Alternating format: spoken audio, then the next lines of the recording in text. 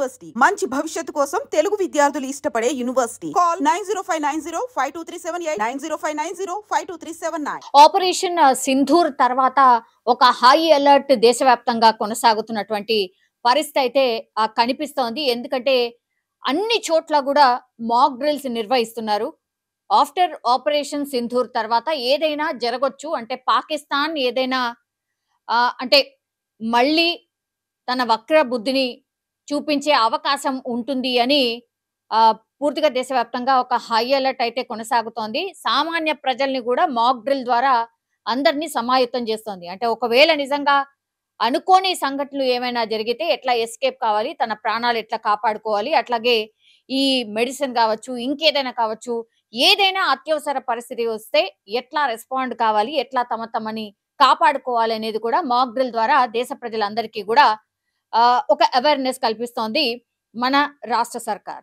ఇంకోవైపు ఏమో పాక్ తన వంకర బుద్ధిని ఏమాత్రం కూడా మార్చుకోవట్లేదు. బికాజ్ ఇప్పుడు అమృత్సర్ లో ప్రస్తుతం అయితే హై అలర్ట్ కొనసాగుతోంది. ఎందుకంటే పాకిస్తాన్ అక్కడ ఒక మిసైల్ ని ప్రయోగించబోయినట్టు, అట్లాగే మన భారత బలగాలు పూర్తి స్థాయిలో దాన్ని నేలమట్టం చేసినట్టుగా కూడా అధికారులు ధృవీకరించినటువంటి పరిస్థితి. ఎందుకంటే ఆ మిసైల్స్ కి సంబంధించిన ఆనవాళ్లు ఇప్పుడు అమృత్సర్ పరిసరాల్లో గ్రామాల్లో పడి ఉన్నటువంటి పరిస్థితి.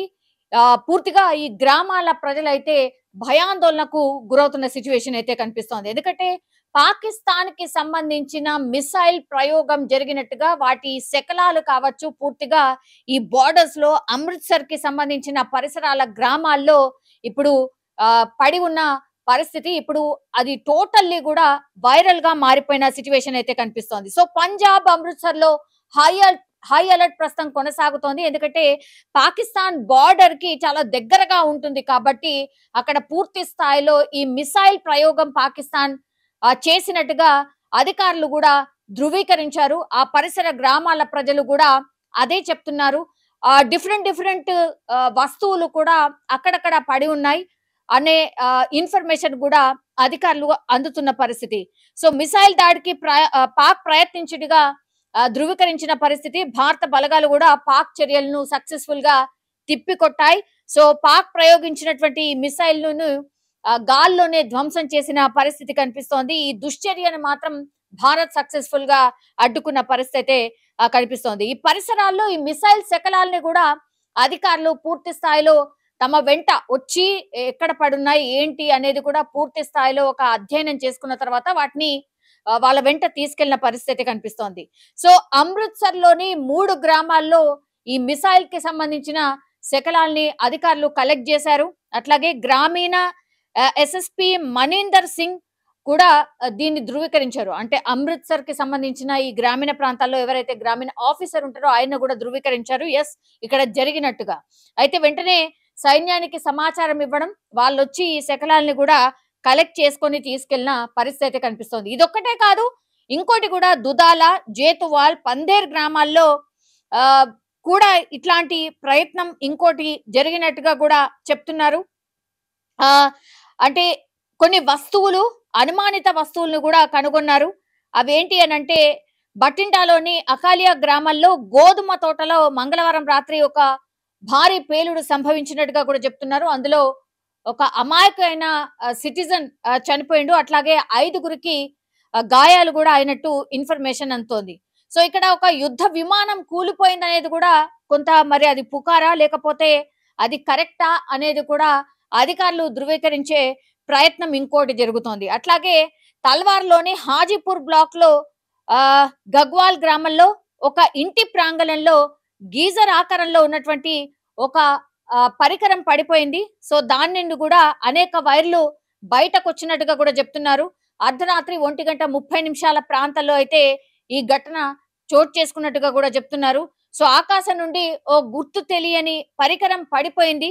సో ఆ ప్రాంతంలో భయాందోళన వాతావరణం అయితే కనిపిస్తోంది. సో ఆ వింత ఆకారంలో ఉన్నటువంటి వస్తువు పడిపోయినప్పుడు పెద్ద శబ్దం కూడా వచ్చినట్టు స్థానికులు చెప్తున్నారు.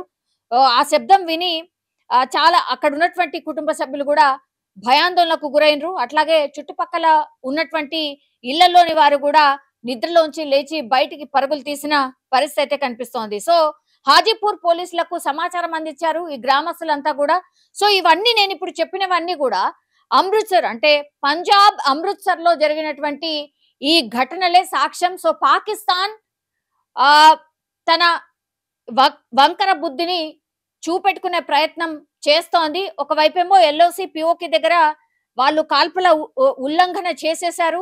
ఇప్పుడు మొన్ననేమో సాధారణంగా ఈ గన్స్ ఏవైతే ఉంటాయో ఆ గన్స్ ని యూజ్ చేసి ఫైర్ చేశారు. కానీ ఇప్పుడు మనుషులు చనిపోయేలాగా ఏవైతే గన్స్ వాడతారో వాటిని వాడుతూ ఇప్పుడు సివిలియన్స్ అంటే ఆ చుట్టుపక్కల గ్రామాల్లో ప్రజలు ఎవరైతే నివాసం ఉంటున్నారో వాళ్ళనే టార్గెట్ చేసి అగైన్ తమ టార్గెట్ ని సామాన్య ప్రజల్ని చేసుకున్నట్టు కనిపిస్తోంది. ఇప్పటికే ఒక జవాన్ కూడా చనిపోయిండు.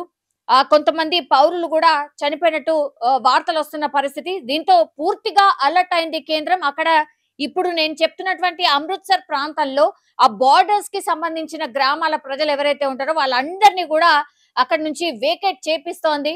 సో ఆ పాకిస్తాన్ బార్డర్ నుంచి ఒక 200-300 కిలోమీటర్ల వరకు ఏవైతే గ్రామాలు ఉంటాయో చుట్టుపక్కల గ్రామాలు ఉంటాయో వాటన్నిటిని కూడా ఖాళీ చేయించే ప్రక్రియ ఆల్రెడీ కేంద్ర సర్కార్ మొదలు పెట్టిన పరిస్థితి అయితే కనిపిస్తోంది. సో ఏదైనా జరగొచ్చు అనేది కూడా పూర్తిగా ఒక హై అలర్ట్ కూడా ఇప్పుడు అమృత్సర్ పంజాబ్ లో ఇచ్చిన పరిస్థితి. ఎందుకంటే మిసైల్ ప్రయోగం జరిగినట్టుగా ఆనవాళ్లు ఉన్నాయి. అట్లాగే ధృవీకరించింది భారత సైన్యం భారత బలగాలు. కాబట్టి ఇప్పుడు పాక్ ఇంకేదైనా చెయ్యొచ్చు అని ఇప్పుడు ఒక సైరన్ లాగా అన్నమాట. అందుకని ఒక్క పౌరుడి ప్రాణం కూడా అంటే పోవడానికి వీల్లేదు. కాబట్టి పూర్తి స్థాయిలో ఇప్పుడు అమృత్సర్ ని ఒక హై అలర్ట్ జోన్ గా కేంద్రం అయితే ప్రకటించింది. అట్లాగే భారత బలగాలకు అక్కడ ఉన్నటువంటి ఆఫీసర్స్ కి కూడా క్లియర్ కట్ ఆదేశాలు ఇచ్చింది. పూర్తి స్థాయిలో సన్నద్ధంగా ఉండండి అని ఒకటి. అట్లాగే ఆ గ్రామాల ప్రజలు ఎవరైతే ఉన్నారో